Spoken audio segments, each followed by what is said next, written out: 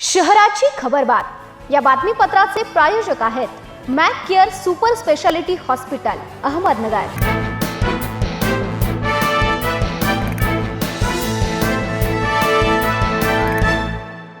नमस्कार, मी साक्षी न्यूज 24 सह्याद्रीमध्ये तुमचं स्वागत। पाहूया अहिल्यानगर शहरातील महत्त्वपूर्ण बातम्यांचा आढावा शहराची खबरबातमध्ये।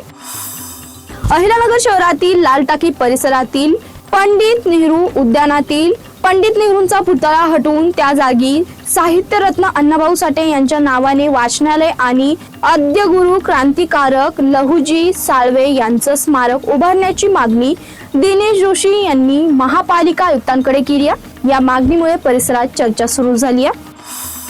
आमदार संग्राम जगताप यांचं नाव घेऊन सोशल मीडियावर धार्मिक भावना भडकवणारे आणि दोन समाजांमध्ये जातीय तेढ निर्माण करणारे आक्षेपार्ह वक्तव्य केल्याप्रकरणी केडगाव येथील अफरोज हमीद शेख नावाच्या महिलेविरुद्ध कोतवाली पोलीस ठाण्यात गुन्हा दाखल करण्यात आलाय।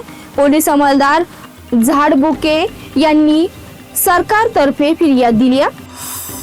अहिल्यानगर महापालिकेच्या नवीन कर्ज प्रस्तावावरून राजकारण तापलंय। शिवसेनेने आयुक्त यशवंत नांगे यांना पत्र लिहून या कर्ज प्रस्तावाला विरोध दर्शवलाय।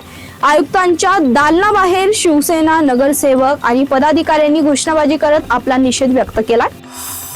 अहिल्यानगर शहरात वारंवार वीज खंडित होत असल्याने पाणी पुरवठ्यात मोठा व्यत्यय येत आहे। या समस्येमुळे संतप्त झालेल्या राष्ट्रवादी काँग्रेसच्या नगरसेवकांनी महावितरणाच्या अभियंत्यांना घेराव घालून जाब विचारला। उन्हाळ्याच्या पार्श्वभूमीवर पाण्याची वाढती गरज लक्षात घेता वीज पुरवठा नियमित करण्याची मागणी यावेळी करण्यात आली आहे। भारत निवडणूक आयोगाच्या महत्त्वाच्या राष्ट्रीय कर्तव्यात कसूर आणि हलगर्जीपणा केल्याप्रकरणी चावेडी येथील मतदान केंद्रस्तरीय अधिकारी राजेंद्र बबन फुलारी यांच्या विरुद्ध तोफखाना पोलीस ठाण्यात गुन्हा दाखल करण्यात आलाय। मतदान केंद्रस्तरीय अधिकारी सुनील बाजीराव नेटके यांनी फिर्याद दिली आहे। 16 एप्रिल 2026 ते 11 मे 2026 या काळात निवडणूक कामात हलगर्जीपणा केल्याचा आरोप आहे।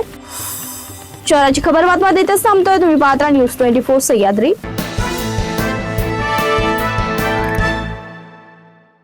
या बातमीपत्राचे प्रायोजक होते Mac care super speciality hospital Ahmednagar.